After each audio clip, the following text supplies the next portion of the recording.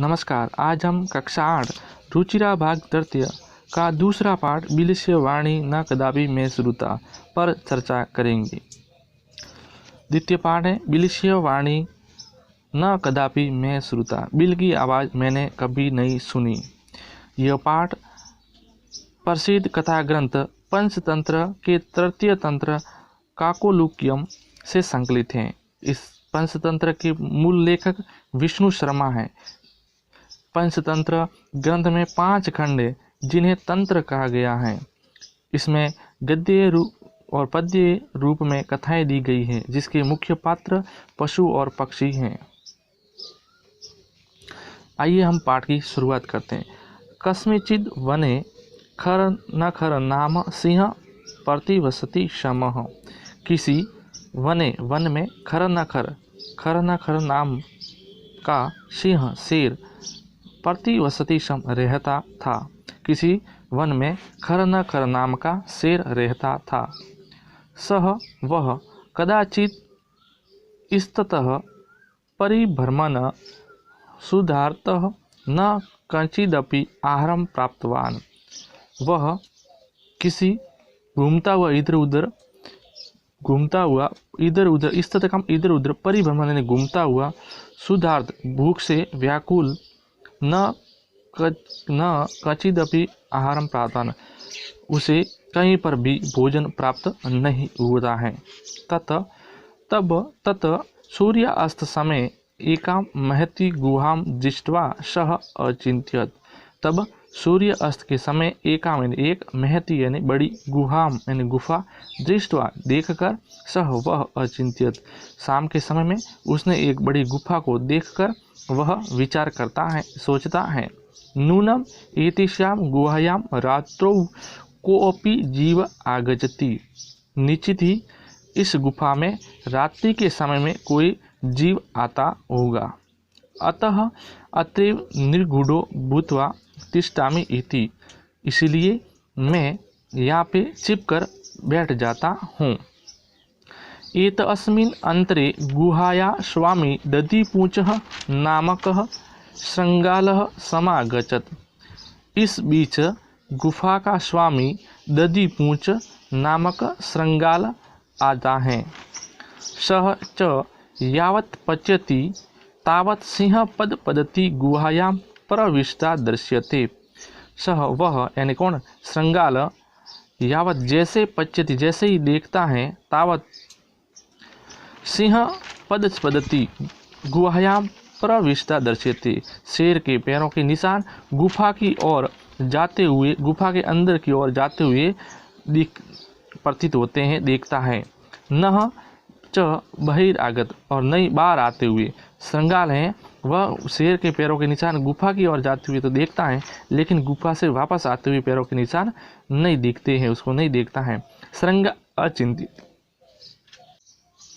श्रृंगाल अचिंत्यत अहो विनिष्टो अस्मिन्। अरे मैं मर जाता। विनिष्टो अति न नष्ट हो जाता या मर जाता। नूनम अस्मिन् बिले सिंह अस्ति। निश्चित ही इस बेल में इस गुफा में शेर हैं। अस्ति त्रक्यामि ऐसा मैं सोचता हूँ। तत किम करवाणी अब क्या किया जाए, अब क्या करे, ऐसा कौन विचार करता है? ऐसा विचार करता है आपके गीदड़ विचार करता है।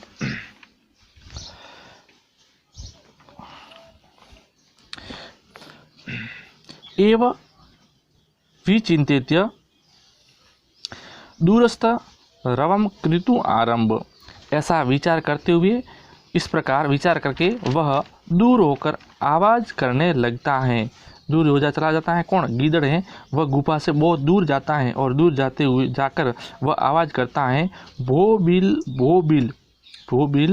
बिल अरे गुफा किम न स्मसि। क्या तुम्हें याद नहीं है? तम्याः तवया सह समय कृतो अस्मिन् यदा अहम बहिर्गत प्रत्यागमिष्यामि तदा तव माम आक्रेष्यसि।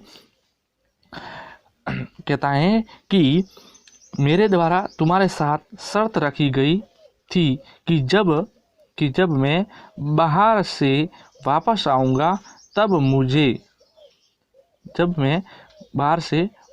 आऊँगा तब यदि त्वां मां न आवेशि तर्हि अहम द्वितीयं बिलं यास्मि इति।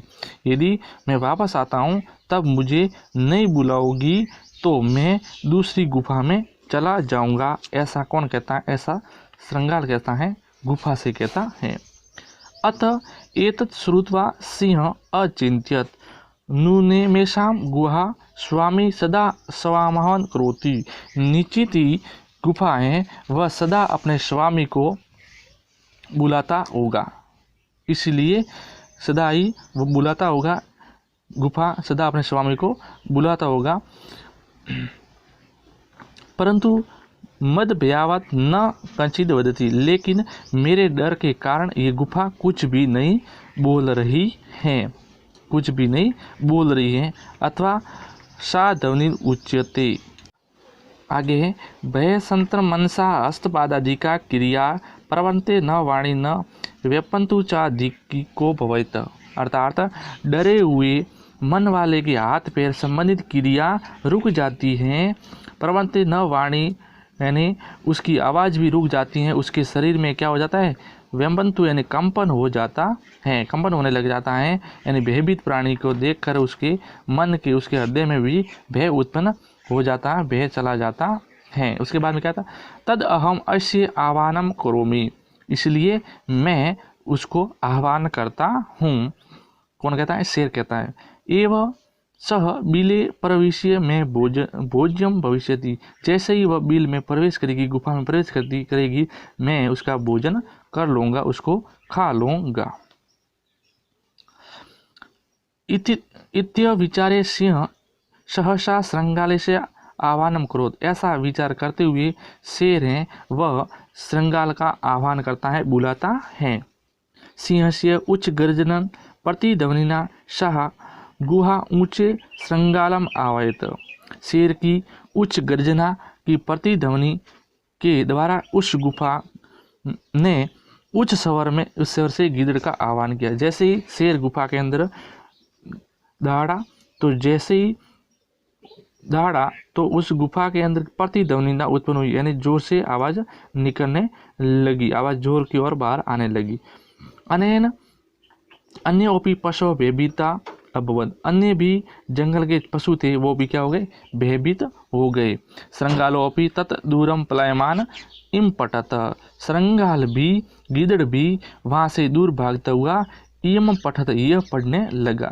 अनागतम यह कुरुते सह शोभते, यानी नहीं आए हुए कष्ट को पहले ही निराकरण करता है, वह शोभित होता है। चह शोच्यते यो न करोत्यामगतम वने अत्र संस्थे में समागतम जरा बिलसी वाणी न कदापि मैं श्रुता। ये वह निश्चित ही होता है कि इस वन में रहते हुए मेरे बुढ़ापा आ गया है, किंतु मैंने बिल की वाणी कदापि नहीं सुनी है। ऐसा कौन कहता है? ऐसा श्रृंगाल कहता है। ये है इस पाठ संबंधित अभ्यास प्रश्न। पहला प्रश्न उच्चारण करने हैं। कस्मिचित का मतलब किसी, विचिंते विचार करते, साध्विदम का मतलब हो जाएगा आपके यह ठीक है, सुधार्थ यानी भूख से व्याकुल, तत्श्रुत्वा ऐसा सुनकर, भय मनसा यानी भयभीत मन वाला, सिंह पद पद्धति यानी शेर के पैरों के निशान, समावल यानी समान आवाज की, प्रतिध्वनि किसी से आवाज टकरा कर वापस उत्पन्न होने वाली ध्वनि। एक पद ने उत्तर। दूसरा प्रश्न है सिंह नाम कीम, शेर का नाम क्या था? शेर का नाम था खरनखर। गुहायाम स्वामी का आसित, गुफा का स्वामी कौन था? श्रृंगाल। सिंह कस्मिन समय गुहायाम समीपे आगत, शेर कौन से समय में गुफा के समीप आया? सूर्यास्त के समय। हस्तपादादि का क्रिया केशाम न प्रबंधते, हाथों और पैरों की क्रिया कब नहीं उत्पन्न होती है? जब मन है वो डर जाता है, भय संसा यानी भयभीत होने वाला मन है, तब हाथों की और पैरों की क्रियाएं वह रुक जाती है, यानी लड़खड़ा जाती, कंप कमाने लगती है। गुहा केंद्र प्रतिध्वनिया, गुफा की केंद्र प्रतिध्वनि किसने की थी? तो सिंह यानी शेर से। पूर्ण वाक्य ने उत्तर देना है। खर न खर कुत्र प्रतिवसति सम, शेर कहाँ रहता था, तो खर न खर वने प्रतिवसति। दूसरा है महति गुआम दृष्ट्वा सिंहम किम अचिंत्यत, बड़ी गुफा को देखकर शेर ने क्या विचार किया, तो इसका अर्थ हो गया सिंह अचिंत्य न्यूनम एतेषा गुहायाम रात्रो कोपी जीव आगति तत्र अतः अत्रैव निगूढ़ो भूत्वा तिष्ठामि, निश्चित ही रात्रि के समय में यहाँ पे कोई जीव आता होगा, अतः इसलिए मैं यहाँ पे रुक कर उसकी इंतजार करता हूँ, चुप के बैठ जाता हूँ। श्रृंगाल किम अचिंत्यत, श्रृंगाल ने क्या विचार किया, श्रृंगाल अचिंत्यत अहो विनिष्टो अस्मिन् नूनम अस्मिन् बिले सिंह अस्ति तर्क्यामि तत् किम कराणि, निश्चित ही इस मेरा अंत हो जाता, मेरा नष्ट हो जाता, निश्चित ही इस बिल के अंदर कौन है, गुफा के अंदर कौन है, शेर है, ऐसा मैं सोच रहा हूँ। श्रृंगाल कुत्र पलायति, श्रृंगाल कहाँ पलायन करता है, श्रृंगाल दूर पलायति, श्रृंगाल दूर चला जाता है। गुहा समीप आगत्य श्रृंगाल किम पश्यति, गुफा के पास आकर शेर क्या देखता है, तो गुहा या समीप आगत्य श्रृंगाल पश्यति यत सिंह पद पद्धति गुहायाम प्रविष्टा दर्श्यते न च बहिर्गता, गुफा के पास आकर श्रृंगाल है शेर के पैरों के नीचे गुफा की ओर जाते हुए देखता है, लेकिन वापस आते हुए नहीं देखता है। कह शोभते, क्या शोभित है, तो यो न अनागते कुरुते सह शोभते। चौथा प्रश्न है रेखांकित पदाधारित प्रश्न निर्माण करूँ तो शुद्धार्थ सिंह कुत्रापि आहारम न प्राप्तवान, भूखा और व्याकुल शेर कहीं पर भी उसको भोजन प्राप्त नहीं हुआ, तो इसके स्थान पर आ जाएगा की दृश्य। दधिपूछ नामक श्रृंगाल गुहाया स्वामी आसित, दधिपूछ नाम का सिंहार है वो गुफा का स्वामी है, तो किम यानी कौन। ऐसा गुहा स्वामी सदा आह्वान करोति, ये गुफा अपने स्वामी को सदा बुलाती है। कश्य भयसन्मनसा हस्तपादादिक्रिया न प्रवन्ते का आह्वानेन श्रृंगाल बिले प्रविश्य सिंह से भोजन भविष्यति कुत्र। पांचवा घटनाक्रम अनुसार वाक्यानि लिखत। गुहायां स्वामी दधिपूछ नाम श्रृंगाल समागत, सिंह एकां महति गुहां अपच्यत, परिभ्रमन् सिंह शुद्धार्थो जातः, दूरस्थ श्रृंगाल रवं कृत्वारंभ, सिंह श्रृंगाल से आह्वानं करोत्, दूरं पलायमान श्रृंगाल श्लोकमपटम गुहायां कोपी अस्ति ये श्रृंगाल अस्ति। तो सबसे पहले पर ये आएगा, ये वाला 1 नंबर पे आएगा, 2 नंबर पे ये वाक्य आएगा, 3 पे ये, 4 पे आ जाएगा ये वाला, 5 पे आएगा ये, 6 पे और 7 पे। इस प्रकार आपको इसके लिखना है। यथा निर्देश उत्तर देने हैं। एका महति गुहां दृष्ट्वा स अचिंत्यत, अस्मिन् वाक्ये कति विशेषणा पदानि संख्या च पदानि अपि। इस वाक्य के अंदर किसने विशेषण है, तो एकाम विशेषण है, कौन सा, ये वाला एकाम है उसका विशेषण है। दूसरा भी इसमें है, कौन, महति, 2 विशेषण इसमें। दूसरा है तद अहम अस्य आह्वानं करोमि, अत्र अहम इति पदम कस्मै प्रयुक्तम, ये पद किसके लिए प्रयुक्त हुआ है, तो ये सिंह से लिए, शेर के लिए प्रयुक्त हुआ है। यदि तवम माम न आह्वयसि तम अस्मिन् वाक्ये कर्तृपद किम, इसमें तम में वो कर्तृपद है। सिंह पद पद्धति श्रृंगाले प्रविष्टा दर्श्यते, अस्मिन् वाक्ये क्रियापद की, इस वाक्य में क्रियापद कौन सा है, इसमें दर्श्यते क्रियापद है। वन्य अत्र संस्तस्य समागत जरा, अस्मिन् वाक्ये अवयवपद किम, इस वाक्य में अवयवपद है अत्र। 7वां क्वेश्चन है मंजूषात अवयव पदानि चित्वा रिक्त स्थान ने पूरी मंजू के जो अवयव शब्द रखे उनको रिक्त स्थान की पूर्ति करनी है। कस्मिन् वने कंचन व्याध जाल विस्तारिये दूरे स्थित, कर्मश आकाशात् सपरिवार कपोतराज नीचे आगत, यदा कपोता तंडुलान अपच्यत तदा तेषां लोभो जात, परम राजा सहमत नास्ति, तस्य युक्ति आसीत, परम वने कोपि मनुष्य नास्ति, कुत तंडुलां संभव यदि राज्य उपदेशम अस्वीकृते कपोता तंडुलान खादन्तुं प्रवृत्ता जाले स निपता, अतः उक्तम साहस विदधीति न क्रिया।